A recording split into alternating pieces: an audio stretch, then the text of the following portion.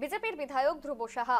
বাদ গেলেন না মেডিকেল কলেজ এবং হাসপাতালের প্রিন্সিপাল, দায়িত্বপ্রাপ্ত এমএসভিপি ও সাফাই কর্মীও। ঘটনাটি বীরভূমের রামপুরহাট মেডিকেল কলেজ ও হাসপাতালের।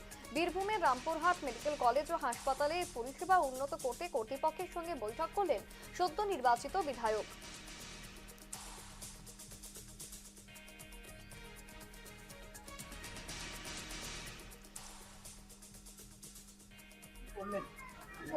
দেখুন, আমরা সরজমিনে ভিজিট করলাম। আমাদের এই হসপিটালের মেডিকেল কলেজ যেহেতু প্রিন্সিপাল, এমএসভিপি, অ্যাডিশনাল সুপার, ওনাদেরকে নিয়ে মিটিং করলাম। যেভাবে হসপিটালটা ঘুঘুর বাসা হয়ে গেছে, একটা মানে নোংরা আবর্জনার স্তূপের মতো হসপিটাল হয়ে গেছে।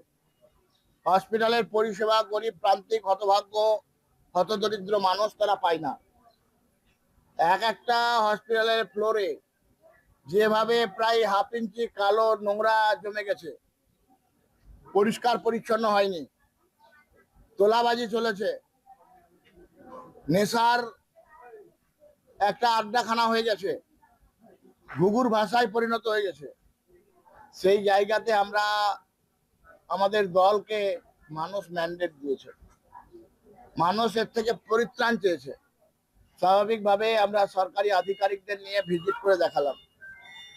আমাদের সঙ্গে আমাদের পার্টির পক্ষ থেকেও এসে কি করলেন। দেখুন, আমাদের এমএলএ দাদা ধ্রুবদা এসেছিলেন। এইখানে আমরা ভিজিট করতে এসে যা অব্যবস্থা দেখলাম, পানীয় জল থেকে এখানে একটা পানীয় জলের ব্যবস্থা ছিল, একটা মেশিন বসানো ছিল, সেটাও উদ্ধার হয়ে কোনো নেতা বা চামচা বেলচার বাড়িতে ঢুকে গিয়েছে। দ্বিতীয় কথা, আমরা দেখলাম পুরো কোনো পরিষ্কার পরিচ্ছন্নতা নেই, কোনো কিছু ব্যবস্থা নেই, মানুষ এরকম সুব্যবস্থা পাচ্ছেন না। স্যার ম্যাডাম এনাদের নলেজে নেই যে এরকম অবস্থা চলছে। সমস্ত সবকিছু আমরা দেখে সেটা এনারা কথা দিয়েছেন, এখান থেকে কথা দেওয়া হয়েছে যে আগামী দিনে সব রকম সুব্যবস্থা থাকবে।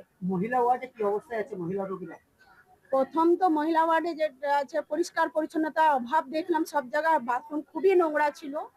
আর যেরকম আছে সেখানে এখানে যিনি সুপারভাইজারের দায়িত্বে আছেন তাকে ডেকে আমরা বলেছি যে এরকম যেন না থাকে। আমাদের এমএলএ দাদা ধ্রুবদাও বলেছেন যে এরকম ব্যবস্থা থাকলে আমরা কিন্তু সেটা ছেড়ে কথা বলছি। আপনি তো দেখুন জেলা সাংগঠনিক সভাপতি, শুধু রামপুরহাট হাসপাতাল পরিদর্শন করলেন, জেলার বাকি হাসপাতালও আমরা প্রতিনিয়ত সিউড়ি সদর হাসপাতাল আমরা পরিদর্শন করেছি গত কয়েকদিন আগে। সাঁইথিয়া হসপিটালও আমাদের এমএলএ সাহেব আছেন, উনি পরিদর্শন করেছেন। বাকি রামপুরহাট বাকি ছিল, এমএলএ সাহেবের অপেক্ষায় ছিলাম। তো আজকে পরিদর্শন করলাম, সর্বত্রই একই অবস্থা আছে। স্বাস্থ্য ব্যবস্থার সমগ্র পশ্চিমবঙ্গে যে বেহাল দশা, সেটা আরজিকর দেখিয়েছে। এটা রামপুরহাট নতুন নয়, সাঁইথিয়া নতুন নয়, সিউড়ি নতুন নয়, দুর্গাপুর দেখিয়েছে। তো নিশ্চিত আমাদের স্বাস্থ্যমন্ত্রী যিনি হবেন, আমরা একদম মানুষের রায়ে আমাদের গভর্নমেন্ট এসছে, তো নিশ্চিত সমস্ত পরিবর্তন আমাদের হবেই এবং মানুষ সমস্ত পরিষেবা একদম নিশ্চিত রূপে সুচারুরূপে পাবে।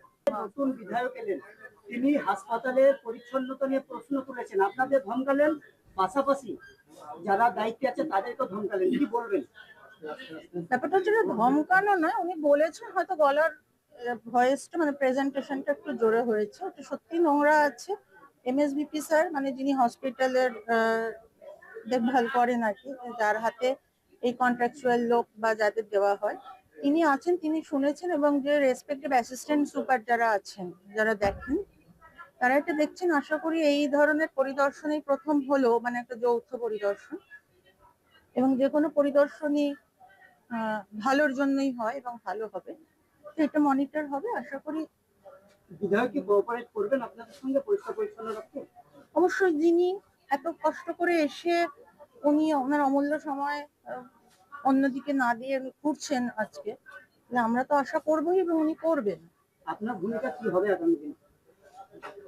আমার ভূমিকা মানে যে ড্রব্যাক গুলো উনি বলছেন বা দেখছি, আমাদের আরো রাউন্ড দিতে হবে, আরো বেশি করে কাজ করতে হবে এবং পরিষেবা আরো ভালো দিতে হবে। আমাদেরকে কেন বকুনি খেতে হলো? হসপিটাল কিছুটা অনেকটা নোংরা, পরিষ্কার পরিচ্ছন্ন ছিল না। কিছু কিছু জায়গাতে আমাদের ফল্ট ছিল, দু এক জায়গাতে। সেই জন্য আমাদের বিধায়ক সাহেব বললেন যে জায়গাগুলো দেখতে, কেন হয় কেন নোংরা কেন? নোংরা আপনার তুমি বলো না এখানে কথাটা।